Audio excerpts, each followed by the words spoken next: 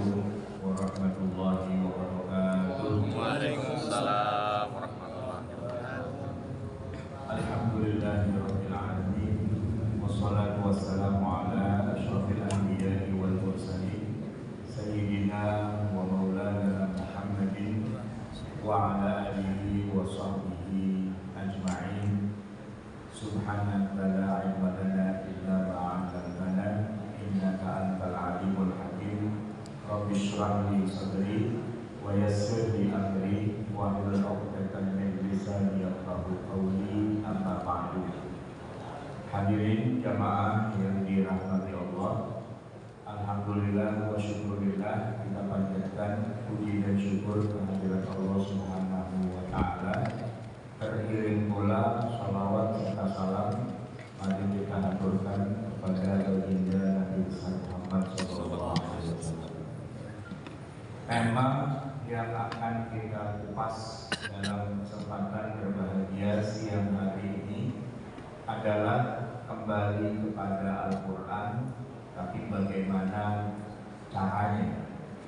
Jadi yang mau kita bicarakan itu cara untuk bisa kembali kepada Al-Quran. Jamaah sekalian, kalau Quran itu dijadikan sebagai kitab peribadatan, insya Allah kita sudah khatam, Pak, sebagai kitab peribadatan.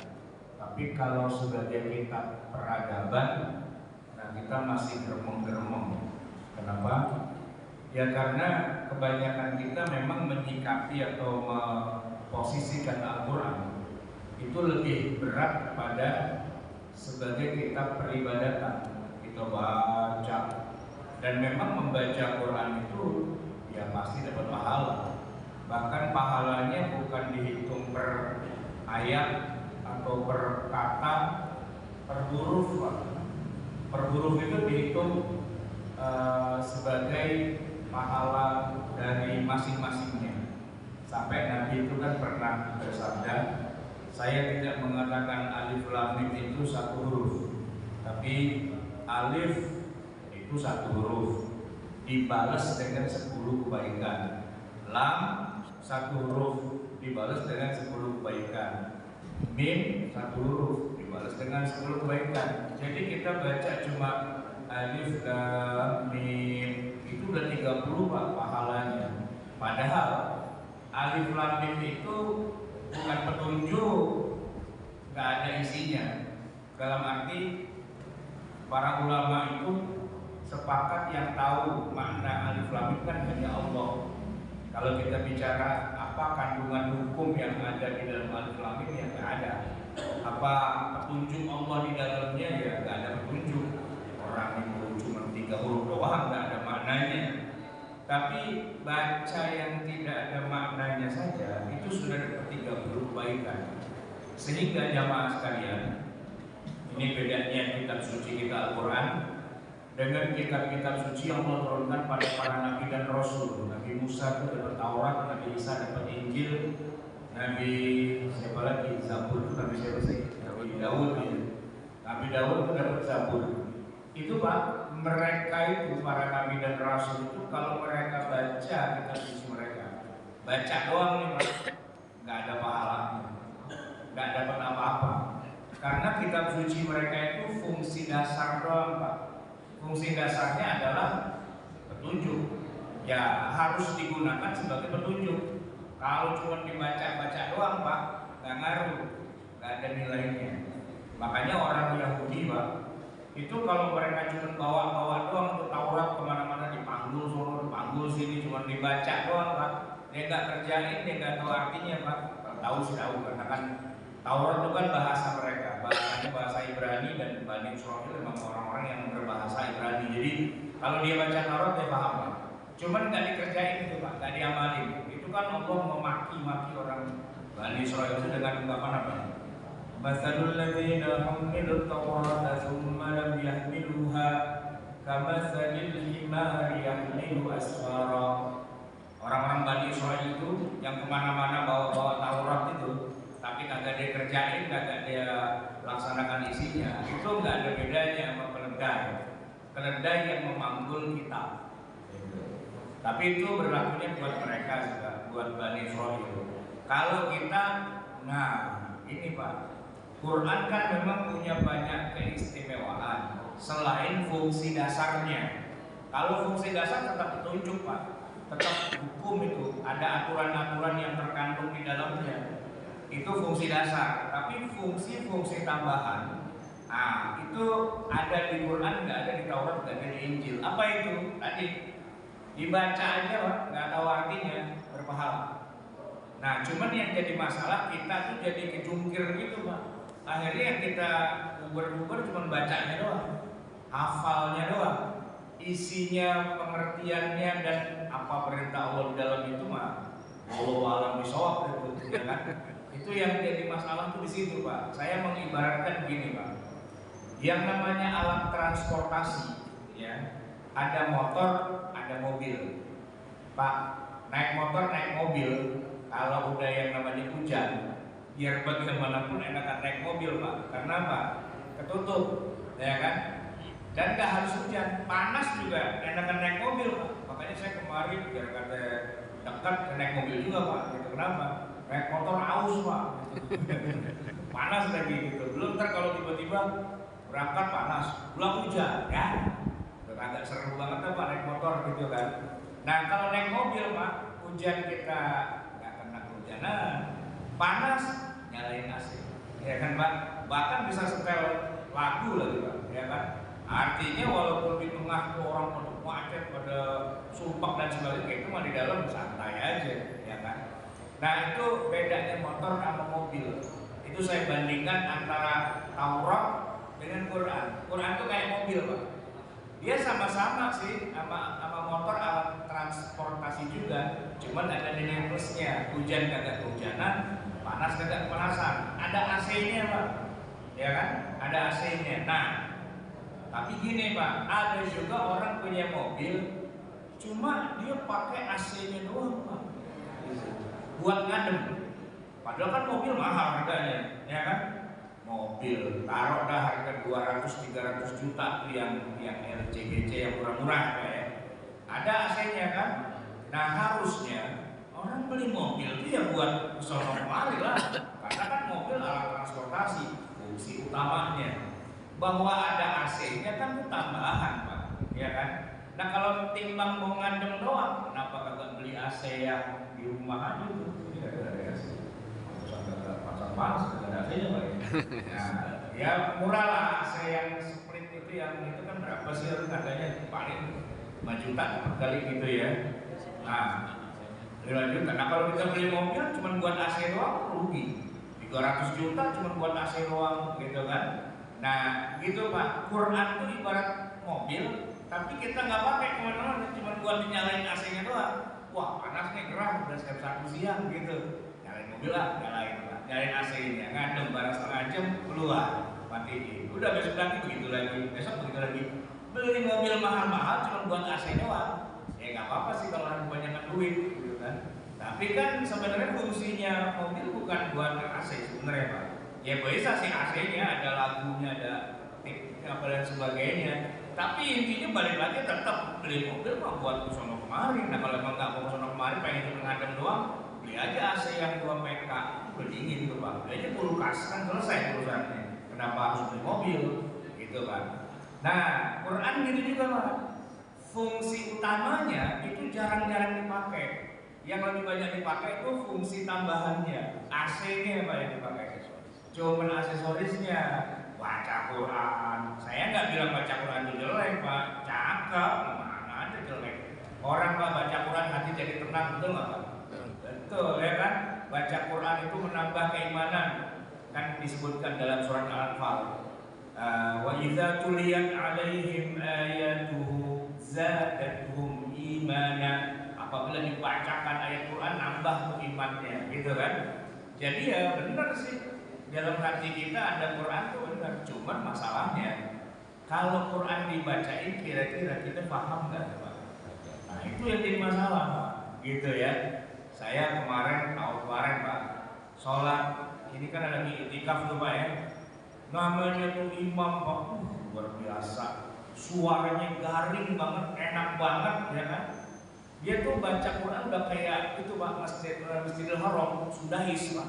Itu mirip banget bacaan Qurannya sama Sudais. Jadi kalau saya tuh sholat di belakang si imam nih lagi tahajud, berasa di Masjidil Haram gitu Pak. Saking cakepnya tuh suara gitu. Cengkoknya juga begitu. Alhamdulillahirabbil alamin. Bidang-bidangnya udah kayak Sudais banget Pak gitu. Cakep dah gitu kan. Apalagi Pak di tengah-tengah bacaan, dia sampai nangis Pak. Nangisnya tuh bukan yang nangis cuman kayak sedih gitu enggak, sampai nangis kalau kata orang Betawi sampai sik-sikan gitu Pak. Gitu Pak. Jamaah nangis semua Pak. Saya aja Pak tadinya kagak nangis, akhirnya jadi nangis Pak. Ya bukan apa-apa. Depan saya nangis Pak, belakang nangis, kanan kiri pada nangis. Masa saya kagak nangis kan? Nggak enak juga kan Pak. Nangis sudah Pak. Barang-barang terus masjid pada nangis gitu kan. Nah pas lagi sahur, imamnya bareng sama saya nih sahur. Saya tanya, Pak Ustaz, tadi suara mantep banget lah, kita gak ada yang kagak nangis gitu. Cuman ngomong-ngomong tadi tuh ayat lagi ngomongin apaan ya? Apa dia jawab? Menekete, orang gue cuma baca doang, urusan nangis mah emang biasa kita nangis-nangisin aja gitu kan. Nah kalau keterangan tuh ayat lagi ngomongin apa, antum aja yang jelasin itu, yang belajar tafsir gitu. Ya enggak kali gitu, antum baca sampai segitunya kan. Kenapa sampai merem-merem nangis keluar air mata, kali gitu bisa jelasin itu cerita tentang apa? Enggak tahu Pak gitu. Enggak, saya enggak tahu. Ya udah, nah berarti itu tadi nangisin apaan itu ceritanya begitu? Enggak jelas Pak. Itu kejadian tuh Pak. Nah kejadian lain lagi gini Pak. Ada musabaqat tilawatil Quran tingkat nasional. Pas udah yang bagian finalnya banget Pak, finalisnya kan udah yang jago-jago semua tuh baca Qurannya. Itu Pak, duta besar kerajaan Saudi Arabia itu geleng-geleng. Dia bilang apa? Di Saudi aja kagak ada yang baca Quran secakep ente. Kori-korinya tuh Pak dijengbrengin gitu. Dia bilang nggak ada yang cakep ente. Udah dah, pokoknya saya seneng banget. Saya kasih hadiah atu-atu. Gitu. Nah pada dikumpulin tuh juara-juaranya, saya duta besar ngomong dah tuh, ya kan? Itu Pak, sepanjang duta besar ngomong, mukanya pada begitu aja Pak, gitu kan? Nah lama-lama terus kagak enak. Jangan-jangan dia pada kagak paham gua ngomong apa, gitu kan? Bisikin, iya, mohon maaf, koriknya pada kagak bisa bahasa Arab. Takut dari tadi ngomong setengah jam dia pada kagak paham, gitu. Enggak, katanya, ya gimana? Nah lu baca Quran kencang banget, cakep banget, udah melengking sono melengking sini, pada kagak paham itu, kagak paham. Nah untung duta besar, baik Pak, ya kan? Ya udah kalau gitu kalian saya kasih beasiswa, ya, belajar bahasa Arab. Maka dia bangun kampus di Jakarta. Aturan kampusnya di Saudi, enggak, dia bikin di Jakarta, di Salemba, di Matraman. Namanya LPBA, Lembaga Pengajaran Bahasa Arab. Ente semua belajar di situ, gratis tiap bulan saya kasih duit. Yang penting istiqomah. Nah, bab istiqomahnya itu Pak yang susah itu Pak. Iya, kenapa? Udah pengajarnya datangin dari Saudi, dari Mesir, dari mana-mana, orang Arab. Gitu. Cuman barang 2-3 bulan pada buras aja tuh Pak. Kenapa? Ya karena baca Quran gampang Pak. Ya, ngelaguin Quran gampang. Tapi memahami bahasa Arab dan menguasai tafsirnya, nah itu ketemu berapa perkara itu Pak. Agak gampang itu, ya kan? Makanya Rasulullah Shallallahu Alaihi Wasallam itu Pak nerima Quran dari langit itu kan nggak sekaligus gubrak begitu Pak.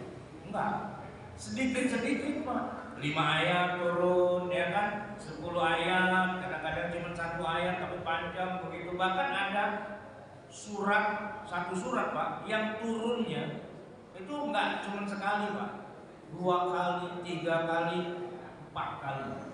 Itu Pak surat Al-Fatihah itu turunnya 4 kali Pak, 2 kali turun di Mekah, 2 kali turun di Madinah. Maksudnya apa? Dia biar matang banget gitu Pak istilahnya, nggak cuma sambil lalu lewat doang.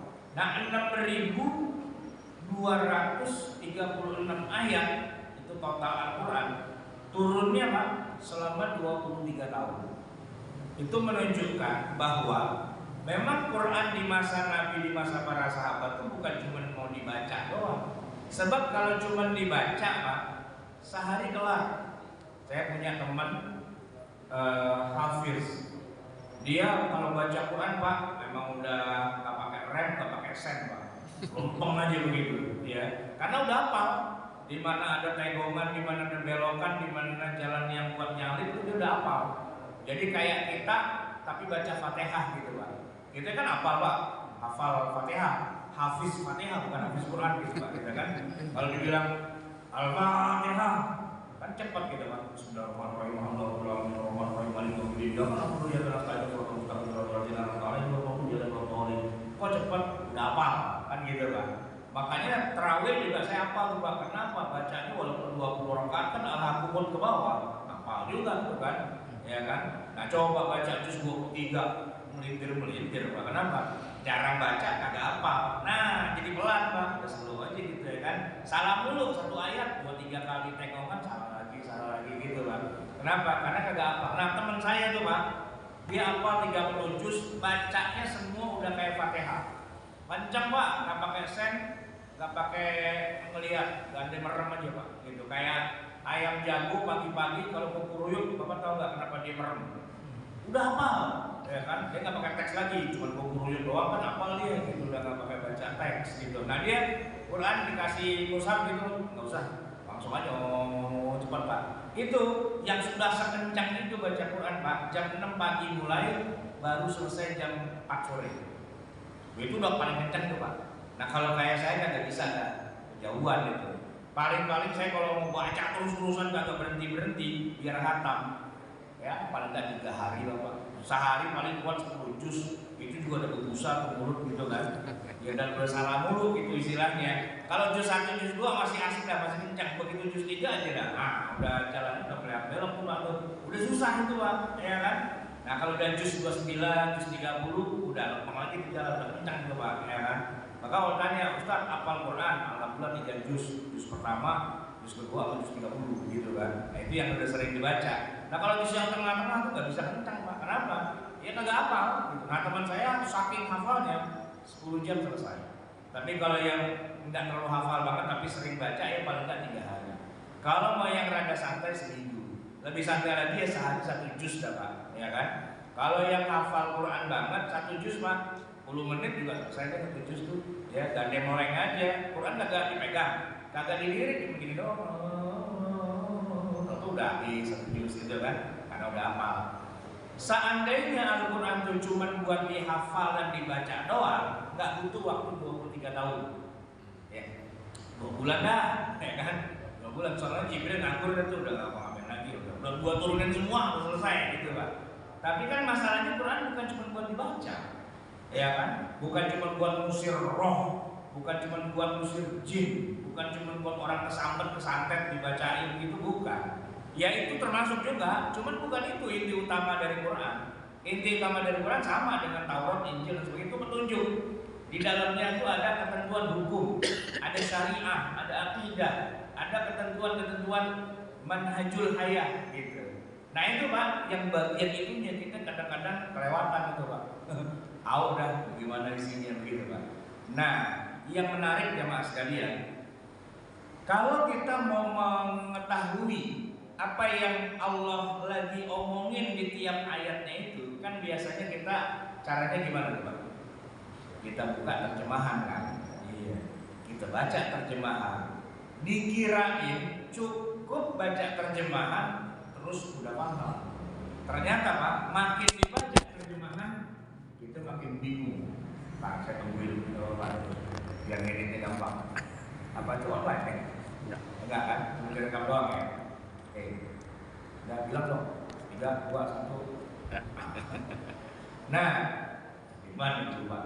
Jadi ibarat kata yang namanya kita baca Quran itu ya, kalau memang kita paham itu kan ada rasa Pak, di dalam hati itu berasa gitu. Tapi kalau kita nggak paham Pak, bacanya ya gampang ngantuk Pak. Itu kenapa? Kalau kita baca Quran baru 2 kebet rasanya ngantuk. Orang kita kagak nyambung, nggak nyambung. Ini lagi ngomong apaan nih? Kita buka terjemahan, kita baca, sama juga, agak paham juga. Ini cerita apaan sih kayak gitu Pak? Dan satu lagi nih Pak, karena saking sedikitnya jatah untuk menuliskan teks terjemahan, jadi dia tuh sangat singkat banget. Kadang-kadang kita jadi nggak paham maksudnya apa, ya kan? Nah, dan kadang-kadang sering terjadi salah paham. Saya kasih contoh sederhana gini Pak. Al-Quran itu kan bahasa Arab. Jadi bahasa Arab itu kadang-kadang dia punya perbendaharaan kata yang tidak dimiliki padangannya dalam bahasa Indonesia. Jadi kalau mau jelasin itu susah. Saya kasih contoh, ada 2 surat kembar Pak. 2 suratnya turun setelah Iqra, yaitu surat Al-Muzammil dan surat Al-Muddathir. Muzammil orang yang berselimut. Muzammil orang berselimut juga kan? Sama. Bedanya apa? Gak ada juga di dalam terjemahan Quran, gak ada. Wahai orang yang berselimut, Al-Muzammil. Wahai orang yang berselimut, Al-Muddathir. Padahal ya, Al-Muzammil dengan Al-Muddathir itu 2 ungkapan yang berbeda. Cuman kita nih Pak, bahasa Indonesia nggak punya padanan kata. Jadi diterjemahin aja, kira-kira yang paling dekat apa? Wahai orang yang berselimut. Yang sono, wahai orang yang berselimut. Sama-sama selimut, bedanya apa? Di terjemahan Quran nggak ada Pak. Nah, kalau mau tahu yang lebih detail, nanti kita baca tafsir. Di tafsir baru detail. Karena satu ayat Pak, satu ayat kan sebaris dalam tuh. Nah, tafsir itu bisa 4, 5, 6, 7 halaman menjelaskan itu. Di tafsir adanya. Cuman masalahnya kita jarang baca tafsir. Belum tentu setiap rumah punya tafsir. Kalau Quran atau Quran terjemah, insya Allah ada, walaupun tulisannya wakaf dari kerajaan Saudi Arabia, tidak diperjualbelikan, dikasih hadiah waktu umroh gitu Pak, ya kan? Tapi kalau tafsir rata-rata kita nggak punya. Padahal kalau kita mau tahu isi dari ayat Quran secara lebih detail dan lengkap, ada dari tafsir sebenarnya, bukan diterjemah. Maka kadang-kadang saya suka ketawa sendiri kalau ada pengajian atau acara lah gitu kan, diawali dengan pembacaan ayat-ayat suci Al-Quran dan juga sari tilawah. Itu Pak, saya kadang-kadang saya dengerin itu sari tilawah, maksudnya apaan gitu ya. Begitu udah selesai, yang baca sari tilawah itu kan biasanya ibu-ibu bertanya, Bu, tadi sari tilawah itu maksudnya apa sih? Tahu, saya juga gak tahu artinya, orang begitu doang gitu. Itu banyak gak paham juga Pak. Karena nggak bisa Quran diterjemahin kata per kata, digabung gitu nggak bisa. Harus dijelaskan panjang kali lebar, dan itu adanya di tafsir, bukan diterjemah. Dan seringkali terjadi salah paham terhadap terjemahan. Kasus nih, kejadian beneran Pak. Ada jamaah ibu-ibu bilang begini sama saya, Pak Ustadz, kan Quran tidak mewajibkan wanita pakai jilbab. Kenapa sih wanita tuh harus pakai jilbab? Quran aja nggak mewajibkan kok. Saya rada kaget juga. Ada ibu-ibu sampai pada kesimpulan Quran tidak mewajibkan jilbab. Penasaran saya tanya, ayat yang mana yang bilang Quran nggak mewajibkan? Ada Pak Ustaz. Ya bukain tuh Qurannya dia terjemahan. Surat Al-Ahzab ayat 59. Nah di situ Pak, dia bacain terjemahannya. Wahai Nabi, katakanlah pada istri-istrimu, anak-anak perempuanmu dan wanita-wanita yang beriman, hendaklah mereka mengulurkan jilbab. Nah, itu Pak Ustaz. Hendaklah, itu kan cuma himbauan, bukan kewajiban. Maksudnya ya kalau lagi ada pengajian, lagi ada acara-acara keagamaan, ya hendaklah pakai jilbab lah. Tapi kalau lagi ada party, lagi ada apa gitu ya nggak harus. Itu kan Quran bilang begitu. Nah saya jawab, Bu, mohon maaf ya, Qurannya itu bukan yang sebelah kiri Bu, yang sebelah kanan, yang bahasa Arab. Sebelah kiri itu terjemahan, hasil interpretasi dari orang Indonesia yang sekiranya di zamannya dia kira-kira maksudnya begitu. Tapi belum tentu itu. Sebab kalau kita baca Arabnya, yudnina alaihinna, itu Pak, Bu, alaihinna itu sifatnya kewajiban. Kayak kita bicara kutiba alaikumus syiyam, diwajibkan atas kamu. Alaikum itu artinya kewajiban. Yudnina alaihinna min jalabibihinna, itu hukumnya wajib itu. Tapi di terjemahnya nggak bilang wajib Pak Ustadz. Nah iya, itu dia masalahnya. Terjemahan itu kan interpretasi. Dia belum bisa menjelaskan detail dari hukumnya. Nah kalau hukumnya ijma nih, seluruh ulama sepakat, mau dia mazhab Hanafi, Maliki, Hambali, Syafi'i, bahwa menutup aurat itu hukumnya wajib. Nggak bisa kita ambil ayat Quran lalu kita terjemahin sesuai dengan maunya kita. Itu kan bukan Quran sebenarnya. Nah problematikanya di situ Bapak Ibu sekalian. Jadi yang namanya Quran itu yang Arabnya.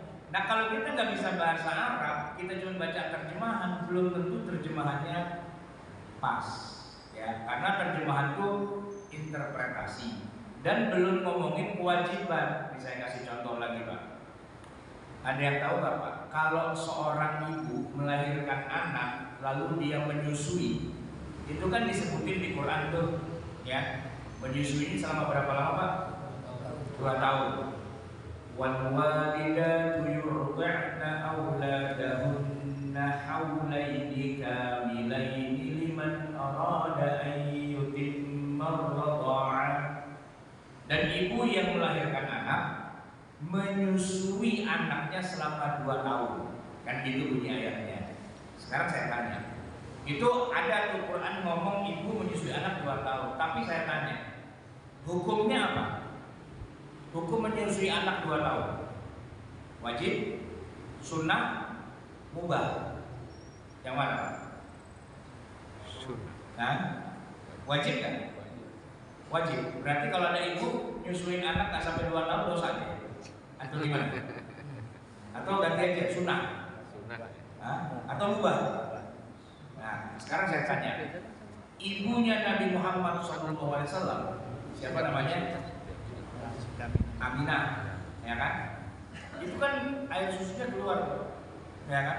Tapi kenapa bayi Nabi Muhammad malah disusuin sama Halimatus Sa'diyah? Apa dosa itu ibu? Nggak menjalankan perintah Allah. Ya waktu itu sih emang belum ada Islam sih, nabinya dia masih kecil gitu. Tapi kalau kita lihat Nabi itu tidak menyusu pada ibunya, menyusu pada orang lain, pada Suwaibatul Aslamiyah, budaknya Abu Lahab, ya kan? Atau pada Halimatus Sa'diyah sampai usia berapa? 4-5 tahun gitulah. Nah, ibunya sendiri Aminah itu tidak menyusui. Nah, saya mau tanya, kira-kira Aminah dosa nggak juga nyusuin bayinya sampai 2 tahun? Kan ada ayat Qurannya, wal walidatu yurdi'na auladahunna haulaini kamilaini liman arada an yutimma ar-radha'ah. Para ulama dalam hal ini punya pendapat ada 3. Sebagian ulama benar tadi. Ada yang bilang wajib hukumnya. Karena buat apa Allah ngomong 2 tahun kalau nggak wajib? Sebagian lagi mengatakan enggak, hukumnya sunnah. Kenapa? Ya ada banyak dalil yang lain yang mengatakan tidak wajib. Tapi ada lagi sebagian ulama mengatakan hukumnya mubah. Mau nyusuin boleh, mau enggak apa-apa dan seterusnya. Nah, tapi penjelasan tentang khilafiyah ulama ada 3 pendapat tentang ayat itu nggak ada di terjemah Quran, adanya di tafsir. Nah, dalam kitab tafsir itulah kita jadi tahu, oh gitu, ya kan? Jadi kita tahu apa yang Allah inginkan di balik setiap ayat yang Dia turunkan. Itu untuk mengetahuinya nggak bisa kita cuma baca tafsir. Ya, kita nggak cuma baca terjemah, harus baca tafsirnya. Dan sumber tafsir itu dari Rasulullah Shallallahu Alaihi Wasallam sendiri, Pak, dari para sahabat yang mereka kemudian memang memberikan penjelasan-penjelasan. Nabi, Pak, itu kenapa harus 23 tahun menerima Quran, padahal seminggu aja cukuplah harusnya. Tapi 23 tahun itu karena Nabi harus menjelaskan setiap ayat yang turun. Kadang-kadang orang Arab, mereka orang Arab Pak, para sahabat itu orang Arab, belum tentu dia paham apa yang Allah inginkan dalam setiap lafaz yang diturunkan. Saya kasih contoh lagi Pak. Surat Al-Baqarah 187 itu kan bicara tentang puasa, ya. Allah menyebutkan begini, "Tsumma atimmus shiyama ilal lail." Kemudian sempurnakanlah puasamu sampai malam. Nah, sebelum bagian itu, Pak, Allah juga mengatakan, "Wa kulu," makanlah, "washrabu," minumlah. Kamu boleh pada malam hari makan, pada malam hari minum itu boleh. Tapi ingat, hatta, ada batasnya boleh makan minum. Hatta yatabayyana lakumul khaytul abyadu minal khaytil aswad. Sampai nanti jelas perbedaan antara benang putih dengan benang hitam. Nah, sejak turun ayat itu, Pak, tukang benang laris, Pak, di Madinah. Orang pada beli benang, khususnya benang putih, benang hitam, habis di mana-mana. Kenapa? Karena Allah menyebutkan batasnya kita boleh makan minum di malam hari dan harus segera puasa. Kalau kita lihat benang putih sama benang hitam itu kelihatan bedanya. Nah, itu sudah mulai wajib puasa. Jadi setiap sahabat di Madinah pada punya benang. Malam tuh, Pak, mereka makan, mereka minum, pegang-pegang benang, bawa-bawa benang kemana-mana. Nah, gue mana tadi itu? Kenapa? Tahu nih, Pak, kita udah harus puasa. Dibawa tuh benang kemana-mana. Tapi 2-3 hari kemudian ada juga yang sadar, kayaknya nggak mungkin dan ngapain kita pakai benang begini. Kita tanya sama Nabi, yuk, maksudnya apa sih? Masa kita disuruh malam-malam kemana-mana bawa benang? Tanya sama Nabi, ya Rasul, ini benang putih, benang hitam, urusannya apaan nih ceritanya? Kita ribet banget ya hari kemana-mana bawa benang. Kata Nabi, al-khaytul abyad itu adalah metafor, bahasa ungkapan. Sebenarnya yang maksud adalah siang. Oh, siang. Nah, kalau al-khaytul aswad, benang hitam, itu adalah malam. Sampai jelas perbedaan siang dan malam. Maksudnya terbit fajar. Ya Allah, bilang aja fajar, kenapa pakai bilang benang putih, benang hitam? Tiap hari kita ribet kemana-mana bawa benang putih, benang hitam. Tapi, Pak, itu sastra. Memang begitulah ayat Quran. Sastranya tinggi. Kalau yang cuma sekedar bisa bahasa Arab, anak, antuma, antum, anti, antuma, antunna, haza, hazi, itu apa? Kagak nyampe, Pak, levelnya, kagak level. Itu memang harus yang kelas tinggi yang bisa memahami kayak gitu. Sama, Pak, kita ini orang Indonesia. Kalau dengerin lagu yang puitis, Pak, ya, itu kadang-kadang kayak nggak masuk akal. Misalnya nih, Pak, penyanyi favorit saya, Ebit G.A.D. Tahu kan, Pak, ya? Dia tuh kalau nulis syair tuh memang dalam tuh, Pak. Saya masih ingat lagunya dia yang pertama, Berita Kepada Kawan. Itu ada yang tahu nggak Pak lagunya? Sesampainya di lautan, ku kabarkan semuanya kepada karang, kepada ombak, kepada matahari. Tetapi semua diam, tetapi semua bisu. Tinggal aku sendiri terpaku menatap langit. Barangkali di sana ada jawabnya. Kenapa di tanahku terjadi bencana? Mungkin Tuhan mulai bosan melihat tingkah kita yang selalu salah dan bangga dengan dosa-dosa. Atau alam mulai enggan melihat tingkah kita. Nah, ini Pak bagian ini. Coba kita bertanya pada rumput yang bergoyang. Pak, rumput bergoyang ditanya, kenapa di tanahku terjadi bencana? Udah lama kita nggak minum obat, ngomong sama rumput. Nah, ya kalau yang nggak tahu kan harfiah dia memahaminya. Tapi kalau kita yang ngerti sastra, cakep banget tuh Ebit menggambarkan, ya kan? Kenapa di tanahku terjadi bencana? Bukannya tanahku ini tanah yang orang yang pada beriman, sujud, banyak sholat dan sebagainya. Kenapa terjadi gempa? Kenapa terjadi tsunami? Kenapa terjadi apa? Aturan kalau mau dihukum ya Allah, no, Las Vegas. Yang orangnya pada main judi semua, pada mabok, pada berzina. Nah, kenapa Cianjur harus terjadi gempa bumi? Kenapa Aceh, Serambi, Mekah terjadi tsunami? Dan kita nggak bisa jawab. Mau nanya sama Tuhan bagaimana? Ya udah, paling bisa nebak-nebak dan bertanya-tanya dalam hati. Mungkin Tuhan mulai bosan melihat tingkah kita yang selalu salah dan bangga dengan dosa-dosa, atau alam mulai enggan bersahabat dengan kita. Nah, yuk kita tanya yuk sama rumput. Tapi lihat ya, kalau goyang kita tanya, kalau rumput tidak goyang nggak usah kita tanya, karena pertanyaan pada rumput yang bergoyang. Pak, itu kan sastra tingkat tinggi Pak, ya kan? Ya bukannya kita disuruh nanya sama rumput, enggak. Itu menggambarkan betapa galaunya hati kita melihat kayak gitu Pak. Itu loh Pak, itu kan sastra. Nah Quran itu sastra Pak. Gak usah yang tinggi-tinggi Pak, sastra Betawi itu Pak. Kalau tadi kan Edwin ketinggian, orang Betawi Pak, sastranya tinggi loh. Gini Pak, saya punya tamu orang Betawi, ya. Pagi-pagi sebelum puasa kemarin dia datang ke rumah, Ustaz, ganggu sebentar nih pagi-pagi, ada perlu. Datang dia ke rumah, karena masih pagi Pak, saya tuangin teh. Orang Betawi kan kalau pagi teh Pak, teh panas Pak, ya kan? Cobain dah, gitu. Dia cobain, dihirup, serot, gitu. Gimana, enak gak teh? Luar biasa teh, hebat banget, enak dan berani. Saya bilang kalau teh enak, saya paham. Tapi kalau dia bilang teh ini berani, maksudnya gimana? Berani banget nih teh, kagak ada temennya sendirian doang, dia jadi berani banget. Ada tahunya. Oh gitu, maksudnya kagak ada singkongnya. Oh lagi digoreng, belum selesai, tungguin gitu kan. Itu Pak, itu namanya sastra Pak, ya. Mensana in corpore sano. Ya kan, ngomongnya ke sana tapi maksudnya ke sono. Kita paham gitu Pak. Kadang-kadang yang namanya sastra itu nggak harus ngomongin apa adanya, ya kan? Nah ini pemahaman dibalik dari itu semua. Nah terjemah Quran nggak bisa tuh Pak menjelaskan hal-hal kayak gitu. Dia terjemahnya mah harfiah aja. Nah apa yang Allah inginkan, apa yang tersirat dibalik yang tersurat, nah itu perlu penjelasan. Makanya Pak, ada turun surat Idza jaa nasrullahi wal fath. Tahu Pak artinya? Apabila datang pertolongan Allah dan kemenangan. Itu para sahabat, bergembira ria. Wah, akhirnya menang juga kita. Udah lama nih kita berjuang memenang dan sebagainya. Baru hari ini kita lihat hasilnya Pak. Orang-orang Arab semua pada ngantri pada mau baca syahadat. Wa ra'aitan nasa yadkhuluna fi dinillahi afwaja.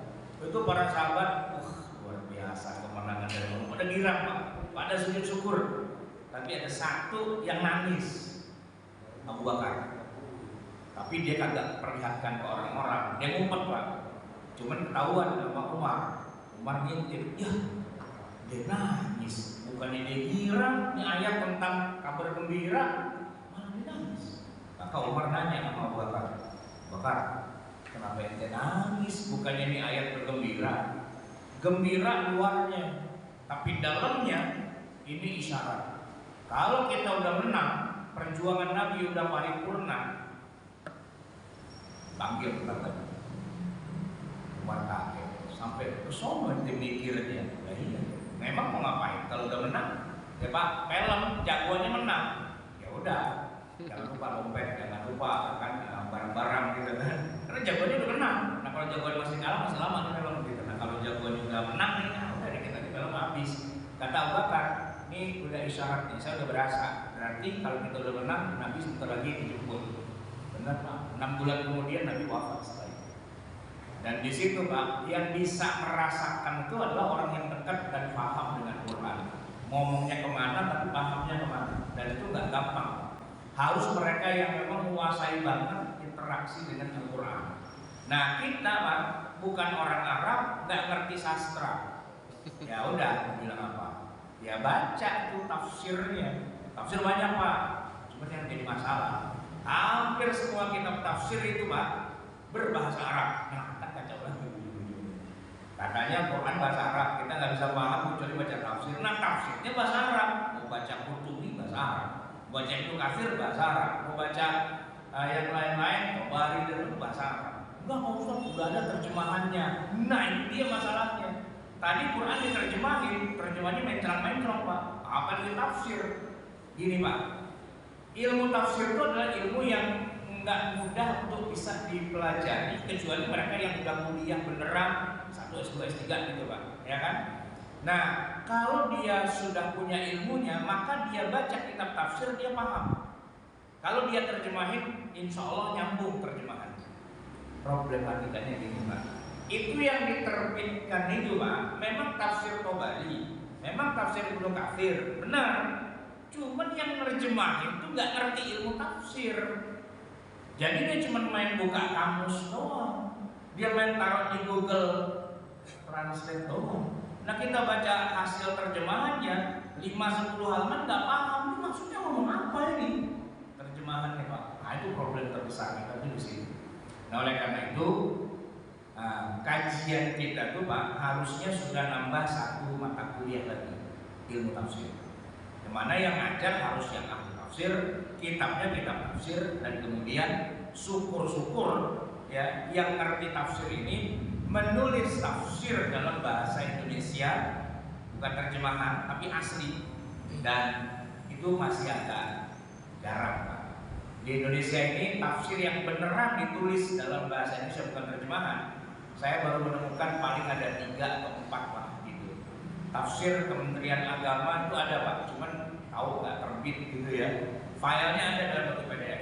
Nah kalau yang terkenal sekali ya dari dulu tafsir Al-Azhar karya Profesor Dr. Buya Hamka. Al-Azhar 30 juz. Dan yang agak kesenian dikit tafsir Profesor Quraisy Shihab Al-Misbah gitu ya. Tapi saya perhatikan nggak semua rumah kita tuh ada kitab tafsirnya Pak. Jadi kalau Quran dibaca, alhamdulillah udah seneng lah Quran dibaca di mana-mana. Rumah-rumah tahfiz itu luar biasa. Irang kita Pak. Cuman yang pada paham ayat Quran ini turun kapan, di mana, kenapa, bagaimana, karena apa dan apa kandungannya, itu banyak yang pada ngeblank. Bahkan kadang-kadang ayat Quran dicocok-cocokin aja dengan kebutuhan dia. Saya masih ingat Pak tahun 98 ketika terjadi reformasi pergantian kekuasaan. Teman saya tuh Pak ada yang jadi aktivis partai yang baru. Nah dia kampanye tuh Pak pakai ayat Quran, cuman pakai cocokologi. Ya, waktu itu dia bikin partai itu yang partai amanat nasional Pak, PAN. Nah dalilnya pakai Quran. Kullu man 'alaiha fan. Dia bilang gitu.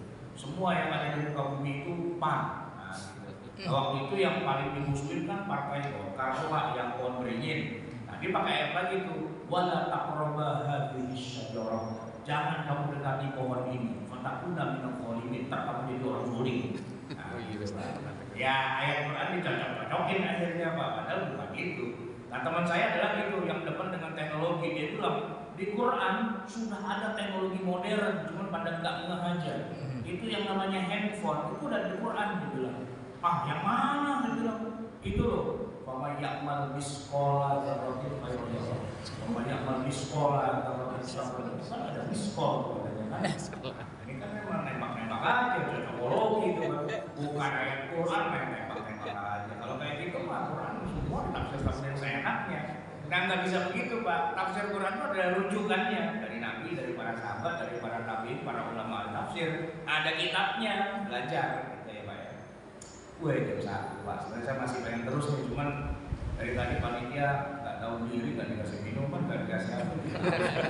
Berani. Apa deh kalau gitu kita tutup sampai di sini Pak ya. Semoga bermanfaat. Mohon maaf atas segala kekurangan kesalahan dan ini karena Lebaran ya kalau ada hal-hal yang kurang berkenan di hati ya mohon dibukakan pintu maaf yang sebesar-besarnya dan sebagai orang Betawi nggak enak Pak kalau nggak nutup pakai pantun. Nah Bapak boleh jawab cakep, boleh juga diem aja nggak berkerak. Sri Mulyani pulang malam. Cakep. Sampai di sini wassalam. Waalaikumsalam. Assalamualaikum warahmatullahi wabarakatuh. Waalaikumsalam.